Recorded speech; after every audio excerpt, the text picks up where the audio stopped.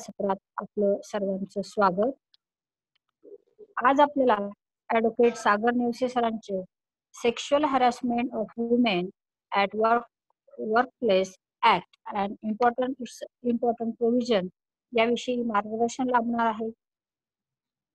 आज खरं पाहता वक्त्यांचा परिचय द्यायला आपल्याच घरचे आहे असं सर्वांना वाटतं, पण त्यांचा परिचयही करून देणं गरजेचं आहे. बिफोर दॅट त्यांचं वेलकम करणं गरजेचं आहे. म्हणून आज मला सागर सरांचं स्वागत करायचा मान किंवा भाग्य जे लाभलंय ते एक जनअदालतचे मेंबर आहे, सदस्य आहे, म्हणून मला हे भाग्य लाभलंय. सागर सर, आपले खूप खूप हार्दिक स्वागत. फारसा वेळ न घालवता मी आता ॲडव्होकेट निलिमा चव्हाण यांना विनंती करेन की त्यांना आजचे आपले वक्ते ॲडव्होकेट सागर नेवसे सरांचा परिचय करून द्यावा.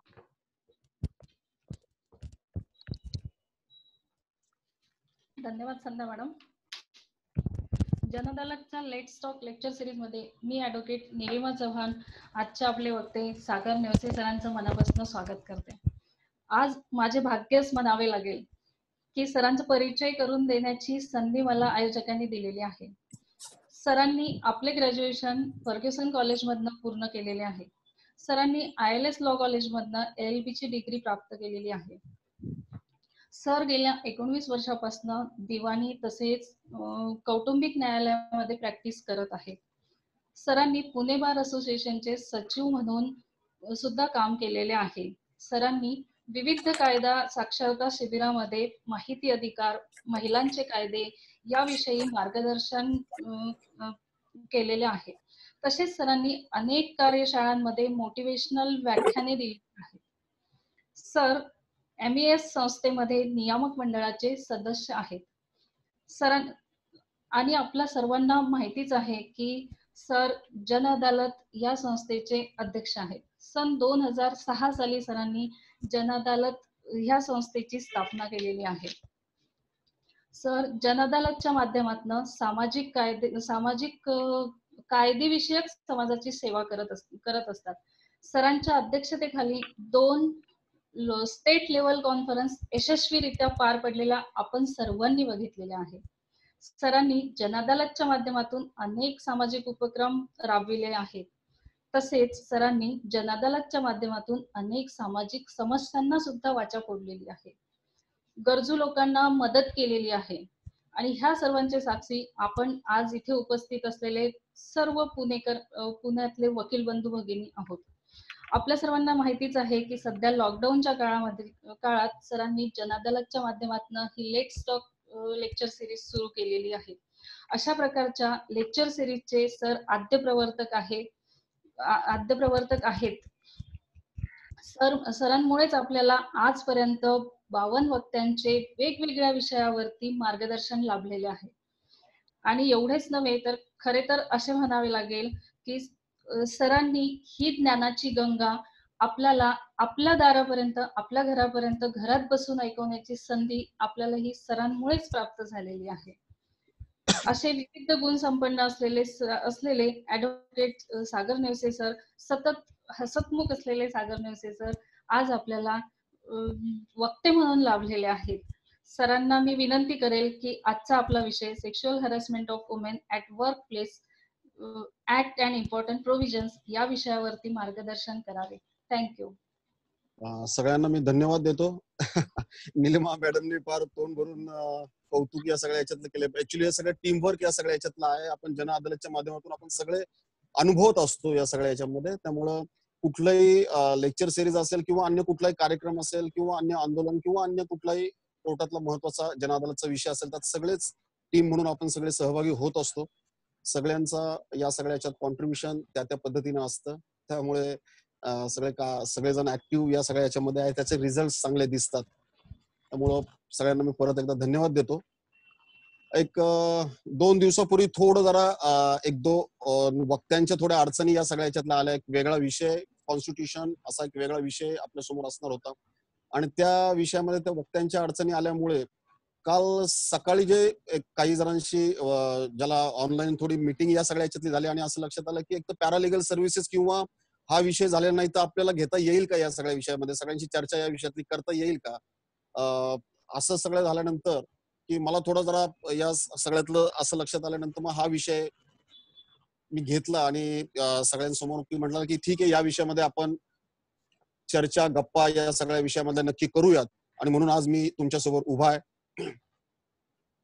विषय आपल्या सगळ्यांना माहिती आहे, sexual harassment of women at workplace 2013. आपल्याला थोडं असं आश्चर्य वाटेल की 2013चा हा कायदा आहे. अगदी हार्डली एक 6.5-7 वर्ष या कायद्याला झालेली आहेत. मग हा कायदा फार कुठं आपल्याला दिसत नाहीये. तर हा कायदा फार कुठं दिसत नाही. या गोष्टीमध्ये शिरत असतानाच आपल्याला थोडं याची पार्श्वभूमी, थोडं याच्या मागे जावं लागेल असं मला वाटतं. आपल्या सगळ्यांना माहिती आहे की आपले सगळे भारतातले जे कायदे आहेत ते सगळे ब्रिटिशकालीन कायदा व्यवस्थेवरती सगळे उभे राहिलेले आहेत. स्वातंत्र्यानंतरच्या काळामध्ये अनेक वेगवेगळे विविध कायद्यांमध्ये दुरुस्ती आल्या त्या परिस्थितीनुसार, आणि वेळोवेळी या कायद्यांमध्ये सगळ्या दुरुस्ती आल्यानंतर वेळोवेळी त्या कायद्याला परिपक्व करण्याचा प्रयत्न केला गेला.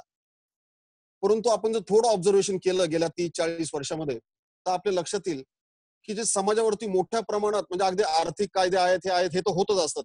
कारण घडामोडी काय होतात हे त्या सरकारला लक्षात येत असतं. कायदेमंडळामध्ये कायदे केले जातात त्या अनुषंगाने. परंतु समाजामध्ये काही गोष्टी अशा की जे समाजामध्ये डायरेक्ट या सगळ्याचा प्रभाव पडणारे जे कायदे आहेत आणि त्या कायद्याची कुठेतरी गरज या सगळ्या याच्यामध्ये आहे असं जेव्हा जाणवलं, असं जेव्हा जाणवतं लोकांना, आणि त्या याच्यामध्ये सुद्धा काही वेळेला कायदे मंडळामध्ये ते कायदे पास केले जात नाही. त्याच्यासाठी मोठमोठी रस्त्यावरती आंदोलनं होतात, लोक न्यायालयात जातात, न्यायालयाचे दरवाजे ठोठवतात, आणि तेव्हा कुठं या असे महत्वाचे कायदे सगळे निर्माण होतात. आपल्या सगळ्यांना माहिती असेल, माहिती अधिकाराचा कायदा 2006 सालातला हा कायदा आहे. माहिती अधिकाराच्या कायद्यासाठी अरुणा रॉय, आपण नाव ऐकलेलं आहे, वर्तमानपत्रातून ऐकलं असेल किंवा दूरदर्शनच्या माध्यमातून ऐकलं असेल. त्यांनी सलग 12 ते 14 वर्ष संघर्ष केला या माहिती अधिकार कायद्यासाठी. त्यानंतर महाराष्ट्रामध्ये आपल्या सगळ्यांना माहिती आहे, आपण सगळ्यांना ओळखतो, अण्णा हजारेंना आपण ओळखतो. अण्णा हजारेंच्या माध्यमातून ते आंदोलन सगळं लीड केलं, आणि आज आपण पाहतो की माहिती अधिकाराचा कायद्याचा किती प्रभावी वापर या सगळ्या सिस्टीम वरती होतोय आपल्या सगळ्यांना लक्षात येते. अगदी सरकारी यंत्रणेवरती चांगल्या गोष्टी होण्यासाठीचा अशा अर्थानेचा दबाव असेल, किंवा अगदी रोजच्या जीवन जगण्यातल्या ज्या अडचणी येतात त्या सोडवण्यासाठी कुठेतरी या कायद्याची मदत होते का काय, खरंच होतीये असा इथपर्यंत हा सगळा कायद्याचा प्रवास हा सगळा झाला तो कुठेतरी जनमताच्या रेट्यामुळे झाला. त्यासाठी आंदोलन करावं लागलं, त्यासाठी लोकांना रस्त्यावरती उतरावं लागलं. हे सगळं होत असताना आपला दुसरा कायदा जो आपल्याला सगळ्यांना माहिती, डोमेस्टिक व्हायलन्स ऍक्ट कायदा आहे. डोमेस्टिक व्हायलन्स ऍक्ट कायद्याबद्दल सुद्धा अशीच चर्चा सगळ्या होती की 498 चा गैरवापर होतोय का, डोमेस्टिक व्हायलन्स ऍक्ट मध्ये महिलांना कशा सुविधा पुरवल्या जातील, एकाच कायद्याखाली सगळ्या रिलीफ सगळे देता येतील का. हा कायदा योग घालत असताना सुद्धा अनेक संस्थांनी सजेशन्स पाठवल्या सरकारला, न्याय आणि विधी विभागालाही पाठवल्या की या कायद्यामध्ये अमुक अमुक गोष्टी पाहिजे जेणेकरून हा कायदा भक्कम होईल आणि महिलांचं सक्षमीकरण चांगलं या कायद्याच्या माध्यमातून होईल. अशा पद्धतीने या कायद्याकडे बघितलं गेलं. याच्यासाठी सुद्धा छोटी मोठी आंदोलनं, अनेक विषय रस्त्यावरती करावे लागलेले आहेत. त्यामुळं ह्या सगळे विषय आत्ताचा जो आपला हा कायदा आहे, ह्या कायद्याचं थोडं अजून जर भाग पाहिला या सगळ्याच्यातलं, तर या कायद्याचं सुद्धा याच दृष्टिकोनातून पाहावं लागेल. पर्यावरणासारखा विषय आहे. पर्यावरण कायदे हे काही एकदम असा पर्यावरण कायदा आलेला नाहीये. अनेक ठिकठिकाणी चळवळी झाल्या, आंदोलनं झाले, वेगवेगळे सेमिनार झाले, याच्यातनं विचार मंथन झालं, आणि त्याच्यातून कुठेतरी या पर्यावरण विषयातल्या कायद्याची गरज भासली आणि कायदा निर्माण झालेले. मग हळूहळू लक्षात येतं आपल्या असं की अशा समाजावरती प्रभाव टाकणाऱ्या या ज्या गोष्टी आहेत, आणि त्याला कुठंतरी दुर्दैवाने असं म्हणावं लागेल का की हे सगळं आपल्याला वाट पाहावी लागते. हे सगळे कायदे मंडळामध्ये या सगळ्या गोष्टी, कायदे मंडळात या सगळ्या गोष्टी येण्यासाठी वाट तर पाहावी लागत नाही ना. तसंच काहीतरी 2013चा हा जो कायदा आहे, sexual harassment of women at work place, त्याच्या बाबतीत घडलंय असं मला इथं नमूद करावं असं वाटतं. 1990 सालापासून झालेला प्रवास हा कुठेतरी 2013ला येऊन थांबतो. म्हणजे जवळजवळ 23 वर्षाचा हा प्रवास या कायद्यासाठी आहे असं माझं मत आहे, असं मला वाटतं. आपल्या सगळ्यांना माहिती आहे 3 केसेस महत्वाच्या या सगळ्या कायदा करण्याकडे कारणीभूत, 3 ते 4 केसेस या सगळ्याच्या मध्ये आहेत की ज्याच्यामुळे हा कायदा आज कायदा अस्तित्वात आला. आपण सगळ्यांना माहिती की 1990 साली रुपन बजाज यांनी ज्या गिल विरुद्ध जी केस दाखल केली सुप्रीम कोर्टात, गिल विरुद्ध जी तक्रार केली या सगळ्याच्यातली सेक्स्युअल हॅरेसमेंट आणि या सगळ्या विषयातली, तिथून हा सगळा विषय सुरू झाला. सेक्स्युअल हॅरेसमेंटची वेगळी व्याख्या कशातही दिलेली नाहीये. त्यामुळे जेव्हा एखाद्या पार्टीमध्ये जेव्हा त्यावेळेच्या गिल हे स्वतः आय एस अधिकारी होते, देवल बजाज, रूपन देवल बजाज या मॅडम सुद्धा आय एस अधिकारी होते, त्यांचे मिस्टर आय एस अधिकारी होते, आणि त्यांनी एका पार्टीमध्ये गिलांनी एक घरातली पार्टी ठेवली, त्या पार्टीमध्ये सगळे सहभागी झाले आणि त्यांनी विनयभंग या आय एस अधिकाऱ्यांचा केला, महिला अधिकाऱ्यांचा केला.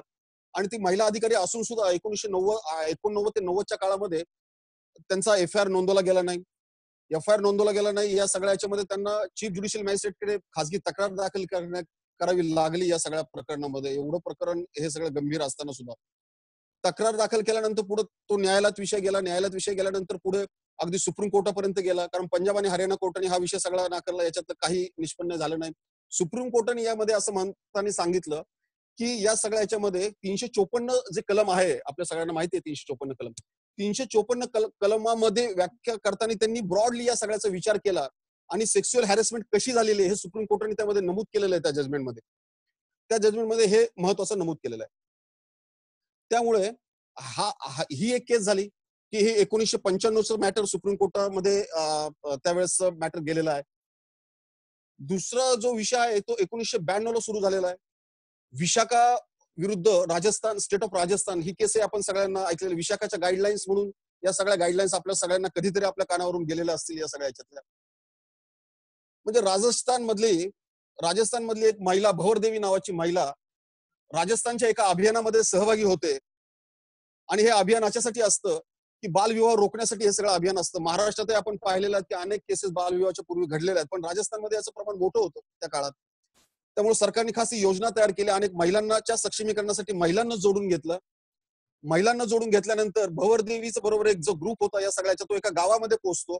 गावामध्ये पोहोचल्यानंतर भवरदेवीच्या लक्षात येतं की या गावामध्ये तिला माहिती मिळते की इथे काही दिवसांवरती एक बालविवाह होणार आहे, एक लग्न योग घातलेलं आहे, सगळं लग्न योग घातलेलं आहे. आणि मग ती थोडं धाडस दाखवते. हे सगळे ज्यांच्या घरी लग्न आहे ते सगळे दंडांगे लोक असतात, त्यांच्या सगळ्यांचे हितसंबंध सरकारी यंत्रणेशी असतात. तरी सुद्धा भवरदेवी ही धाडस दाखवते आणि याला विरोध करते आणि तो बालविवाह रोखला जातो. त्यासाठी तुला संघर्ष तिला करावा लागतो, पण तो बालविवाह हा रोखला जातो. भवरदेवीचे फोटो वर्तमानपत्र येतात, तिचं कौतुक होतं या सगळ्या याच्यामध्ये. आणि हे सगळं होत असताना काही दिवसांमध्येच जी सामान्य भवरदेवी आमच्या घरातला विवाह रोखते, तिची एवढी हिंमत कशी होते म्हणून तिच्यावरती गँगरेप केला जातो. गँगरेप केल्यानंतर सुद्धा भवरदेवीचं दुर्दैव एवढं आडवं येतं की पुन्हा मगाशी सांगितल्याप्रमाणे कशा तक्रारी घेतल्या जात नाही. तिची तक्रार घ्यायला सुद्धा तिला खूप अडचणी आल्या, खूप त्रास या सगळ्याच्या मध्ये झाला. तिला काही लोकांची मदत घ्यावी लागली. म्हणजे विशाखा नावाची जी संस्था आहे, जी या सगळ्याच्यात काम करते, महिलांसाठी काम करते, त्या संस्थेची तिला मदत घ्यावी लागली. आणि तेव्हा कुठं या सगळ्या आरोपींविरुद्ध तक्रार दाखल झाली.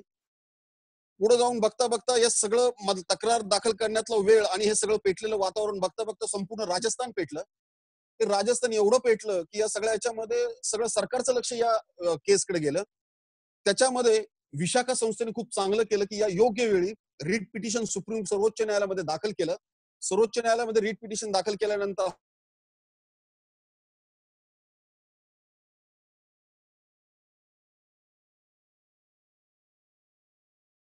हा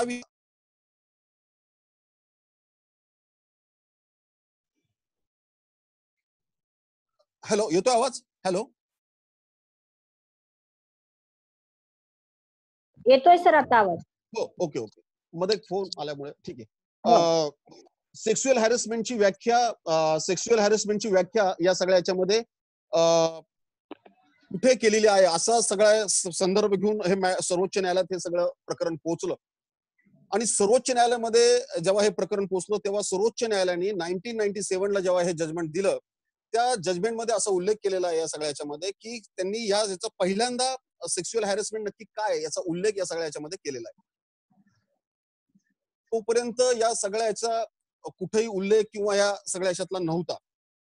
म्हणजे रूपन देवल बजाजच्या केस नंतर ते 97ची भवरदेवीची केस पर्यंत हा सगळा प्रवास या सगळ्या याच्यातला आहे. पहिल्यांदा या सगळ्या विशाखाच्या केसमध्ये या सगळ्या हे केल्या. त्यानंतर विशाखाच्या काही गाईडलाईन्स या सगळ्या त्या केसमध्ये सुप्रीम कोर्टाने गाईडलाईन्स सेट केल्या या सगळ्या याच्यामध्ये. त्या गाईडलाईन्स अशा होत्या की कुठल्याही सरकारी, निमसरकारी किंवा खासगी ठिकाणी कुठल्याही महिलेवरती छळ किंवा अन्याय होऊ नये आणि त्यामुळे त्याची जबाबदारी तिथला जो मालक किंवा संबंधित अधिकारी जर असेल तर त्या मालक किंवा अधिकाऱ्याची असणार आहे. पीडित महिला जर या ठिकाणी पीडित महिलेने तक्रार केली तर त्या पीडित महिलेला वैद्यकीय उपचार देण्याची तातडीने देण्याची गरज या मालक किंवा तिथल्या संबंधित अधिकारी मंडळींनी केली पाहिजे. त्यानंतर तातडीने पोलिसांची मदत, जो तो फौजदारी गुन्हा जर ठरत असेल तर तातडीने पोलीस स्टेशनला तो गुन्हा नोंदवला पाहिजे, तिची मदत केली पाहिजे. त्यानंतर अशी जी व्यक्ती त्या सगळ्यामध्ये इन्व्हॉल्व आहे त्या व्यक्तीवरती कारवाई केली पाहिजे. चौथी गोष्ट यामध्ये असं केले की याच्यामध्ये ज्याला म्हणू शकतो की महिला तक्रार निवारण मंच अथवा एक संबंधित चौकशी समिती म्हणून त्याचा या संदर्भातलं नाव देऊन अशी काही समिती या सगळ्याच्या मध्ये करता येईल का, त्या गाईडलाईन मध्ये त्याचा उल्लेख केलेला आहे. त्याच्यामध्ये असं सांगितलेलं आहे की 2 सामाजिक संस्थांचे प्रतिनिधी यामध्ये लागतील, एक एक वकील लागतील, महिला त्या याच्यामध्ये ज्या त्या संबंधित कंपनी असेल किंवा एखादी फॅक्टरी असेल किंवा अन्य संस्था, शैक्षणिक संस्था ज्या कुठल्या असतील त्या ठिकाणी महिला ही सगळं त्या समितीची प्रमुख असेल. ह्या आणि जे प्रतिवादी असतील किंवा कंप्लेंट असतील तक्रारदार, या दोघं ज्या विभागामध्ये काम करतात त्या विभागातले प्रतिनिधी सुद्धा या मीटिंग मध्ये या सगळ्या समितीमध्ये असतील असं त्या गाईडलाईन्स मध्ये म्हटलेलं आहे. त्यानंतर या सगळ्याच्या मध्ये त्यामध्ये जर तक्रारदार महिलेने जर सांगितलं की मला लीव या सगळ्याची पाहिजे तर तिला तातडीने 3 महिन्याची लीव या सगळ्याच्या मध्ये दिली पाहिजे. तिने जर ट्रान्सफर मागितली की मला या ठिकाणी मला वर्क प्लेस, दुसरी जी वर्क प्लेस असेल कंपनी किंवा त्या संस्थांची, तर त्या ठिकाणी तिची ट्रान्सफर केली पाहिजे. दुसऱ्या बाजूने असं समजा तिथल्या एम्प्लॉयरला किंवा मालक किंवा अन्याला वाटलं की प्रतिवादी किंवा आरोपी जो आहे त्याची बदली केली पाहिजे, ती बदली झाली पाहिजे या सगळ्याच्या मध्ये. आणि हे सगळं चौकशी समिती चालू असताना हे सगळं करायचं. या चौकशी समितीमध्ये दोघांना आर्ग्युमेंटची संधी आहे. त्या आर्ग्युमेंट मध्ये सत्य शोधनाची सगळ्या माहिती एकदा पुढे आल्यानंतर त्याच्यातला तो रिपोर्ट सगळा तयार केला जातो. अशा ह्या सगळ्या विशाखाच्या गाईडलाईन्स म्हणून सगळीकडे प्रसिद्ध झाल्या. सुप्रीम कोर्टाने त्यामध्ये अजून एक असं सांगितलं या सगळ्याच्या मध्ये, सुप्रीम कोर्टाने सांगितलं की ह्या गाईडलाईन्स हे सगळं हे की हॅलो येतोय सर आवाज बरोबर. सुप्रीम कोर्टाने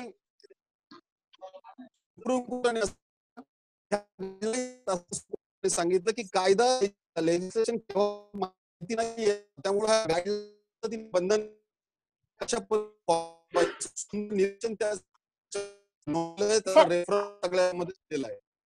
sorry to sir disturb sir, आवाज थोडा ब्रेक होतोय तुमचा आता.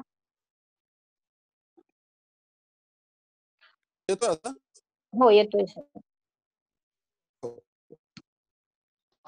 सुप्रीम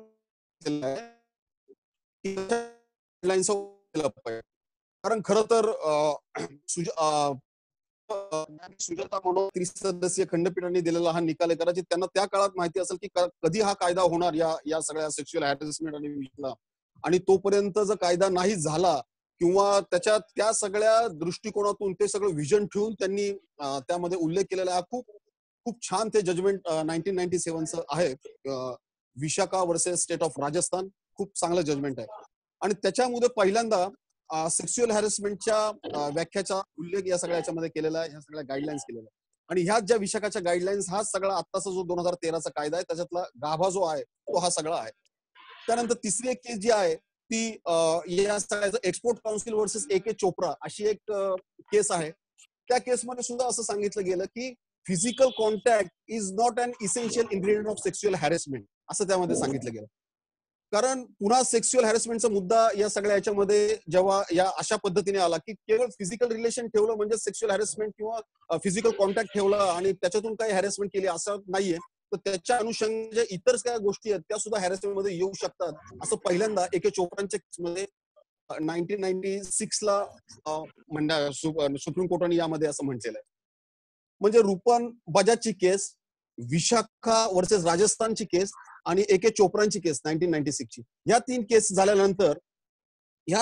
झाल्यानंतर 2012 ची जी घटना आपल्या सगळ्यांना माहिती आहे, 2012च्या घटनेमध्ये निर्भया प्रकरण मोठ्या प्रमाणात झालं मी मगाशी म्हटल्याप्रमाणे देशभरामध्ये निर्भयाची ज्या पद्धतीने क्रूर सेक्शुअल हॅरेसमेंट करून क्रूर हत्या करण्यात आली, देशभरामध्ये सगळं आंदोलन पेटलं, रस्त्यावरती सगळं उतरलं आणि संपूर्ण देश सगळा या सगळ्याच्यातनं पेटून उठला होता.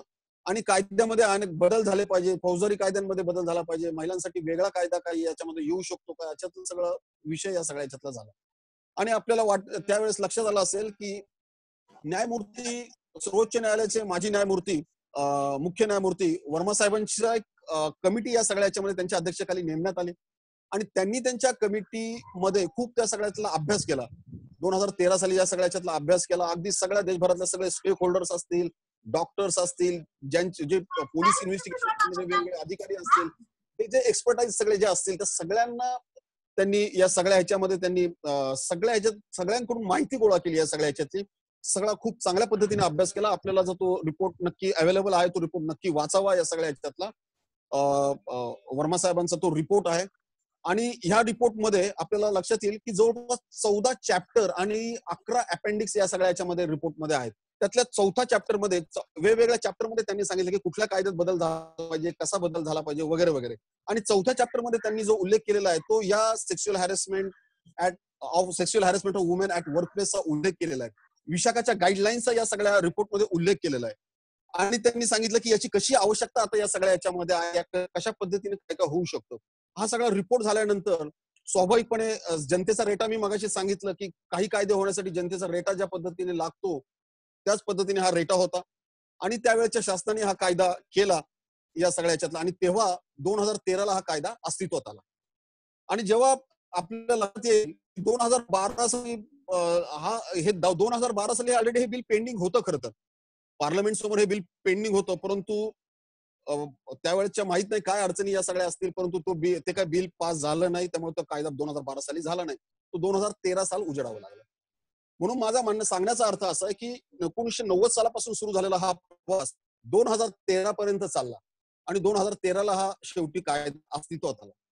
आता ह्या कायद्याचा सगळ्यात महत्वाचा भाग म्हणजे कायदा अस्तित्वात आला, पण ह्या कायद्याच्या बद्दल इतके सगळे जण अंधारामध्ये आहेत की अनेक जणांना या कायद्याचा अवेअरनेस या सगळ्याच्यातला नाहीये. आणि कुठेतरी या सगळ्या मधल्या काळामध्ये झालं की विशाखा गाईडलाईन्स आपण एकदा त्या सगळ्या फक्त डिस्प्ले बोर्डवरती केल्या एखाद्या कंपनीमध्ये किंवा शैक्षणिक संस्था किंवा अन्य मेडिकल किंवा हॉस्पिटल्स असतील किंवा अन्य ठिकाणी सरकारी निमसरकारी सगळ्या कार्यालयात आपण जर डिस्प्ले केलं तर आपण या सगळ्या कायद्यातनं मुक्त झालो, अशा पद्धतीची भावना एम्प्लॉयर आणि वेगवेगळ्या अधिकाऱ्यांची होऊन बसली. त्यामुळे 2013ला हा कायदा आल्यानंतर थोडं याच्यातलं प्रेशर सगळीकडे वाढलं, परंतु नंतरच्या काळामध्ये 14-15 पर्यंत हे सगळं राहिलं आणि पुन्हा या सगळ्याकडे दुर्लक्ष झालं असं माझं मत आहे. कारण याच्यामध्ये काही अवेअरनेस या सगळ्या याच्यामध्ये नाही. कित्येक ठिकाणी ज्या समित्या स्थापना आवश्यक आहे त्या एम्प्लॉयरनी किंवा तिथल्या अधिकाऱ्यांनी, अजूनपर्यंत कित्येक ठिकाणी या समित्या नाहीये. आणि म्हणून मी काल जे सकाळी डिस्कशन झालं या सगळ्याचे कुठला विषय घेता येईल, तर हा विषय घेण्याचं कारण आहे की हा विषय घेण्याचं कारण आहे की अशा ज्या सामाजिक संस्था आहेत की त्या सामाजिक संस्था या पद्धतीमध्ये या समित्यांमध्ये डायरेक्टली काम करू शकतात.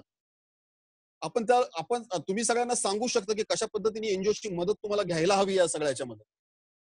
म्हणजे जसं आपण मागच्या वेळी आपण जी चर्चा केली सोशल ऍडव्होकेसी विषय आपल्यासमोर ठेवला, आपल्याशी चर्चा या सगळ्याच्यात केली. सोशल ऍडव्होकेसीच्या जसा आपल्या प्रोफेशनला अनेक इनपुट्स मिळतात, किंबहुना अनेक ठिकाणी हा विषय महत्वाचा पुढे भविष्यात ठरणार आहे, त्याच पद्धतीनं या कायद्यातल्या अनेक अशा गोष्टी आहेत की ज्या संस्थेशी निगडीत आहेत, सामाजिक संस्था निगडीत आहेत, वकिलांशी निगडीत आहेत, महिलांशी निगडीत आहेत. त्यामुळे आज अनेक महिलांना खूप मोठी संधी या सगळ्या कायद्यामधून उपलब्ध होणार आहे. म्हणून मी ह्या कायद्यावरती आपल्याशी चर्चा करूया असं ठरवलं. कारण कित्येक ठिकाणी या समित्या विशाखाच्या गाईडलाईन्स नुसार कुठल्या ठिकाणी या समित्या नाही आहेत अजून काही. त्यामुळं त्या समित्या महत्वाच्या आहेत आणि तशा अर्थाने हा सगळा कायदा महत्वाचा आहे. आणि म्हणून आज आपण 2013चा हा कायदा अस्तित्वात आल्यानंतर जवळजवळ 6.5-7 वर्ष झाली, परंतु या कायद्याबद्दल फार कुठं चर्चा होताना दिसत नाही. आता या सगळ्या याच्यामध्ये आपण जर पाहिलं तर त्यातले शिक्षण पण महत्वाचे आहेत. सगळ्या याच्यामध्ये कलम 4 मध्ये आणि 6 मध्ये आयसीसी आणि एलसीसी ज्या लोकल कमिटी आहेत त्याच्या व्याख्या केलेल्या आहे. सेक्शन 2 जो आहे त्या सगळ्या याच्यामध्ये त्याचा मिनिंग या सगळ्या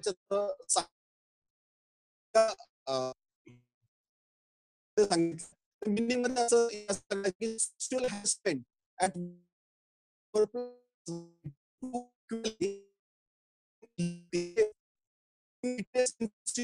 hostile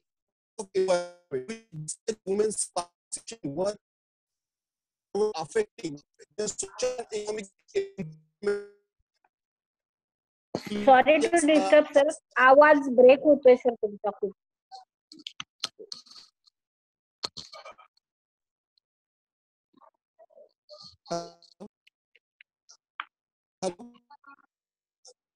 हा आवाज खूप ब्रेक होतोय सर.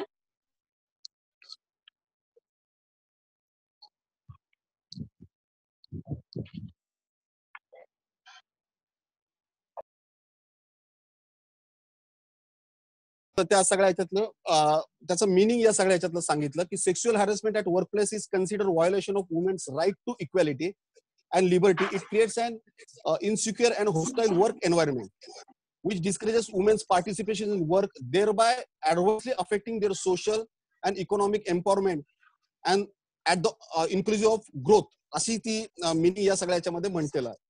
आता आपण या सगळ्या ह्याच्यामध्ये पाहिलं तर व्हॉट एक्झॅक्टली सेक्शुअल हॅरेसमेंट काय या सगळ्या ह्याच्यामध्ये आहे. त्याच्यामध्ये number of unwanted action by seniors, fellow colleagues, boss, owners, the harassment made by them, prominent they are. आता करू त्या सगळ्या ह्याच्यातलं कुठल्या या सगळ्या हॅरेसमेंट येतात ते आपण एकदा हे सगळं करू. या सगळ्या हॅरेसमेंट मध्ये derogatory comments of sexual nature and based on gender, written material that is in sexual nature, showing the pornography, physical contact and advances, any other unwelcome physical, verbal or non-verbal conduct of sexual nature. असे ढोबळमानाने या सगळ्या गोष्टी या सगळ्या याच्यामध्ये येतात. आता हे सगळं येतं ना, दोन परिणाम या सगळ्या याच्यामध्ये होत असतात सेक्शुअल हॅरेसमेंटचे. दोन्ही गोष्टी या संबंधित करत आहेत. एक होत त्याचं जे इम्प्लिकेशन ज्या सगळ्या याच्यातलं आहे, त्या इम्प्लिकेशनचे दोन भाग याच्यामध्ये करण्यात आले आहेत. इम्प्लिकेशन्स ऑन इंडिव्हिज्युअल्स आणि implications on organisation. Implications of individuals मध्ये काय काय होऊ शकतं या सगळ्यामध्ये? डिप्रेशन येतं या सगळ्या याच्यामध्ये. अशी जेव्हा घटना घडतात सेक्शुअल हॅरेसमेंटच्या, त्यावेळेस डिप्रेशन येतं. लॉस ऑफ करिअर अँड इन्कमच्या या सगळ्यातली भीती या सगळ्याच्यातली होते.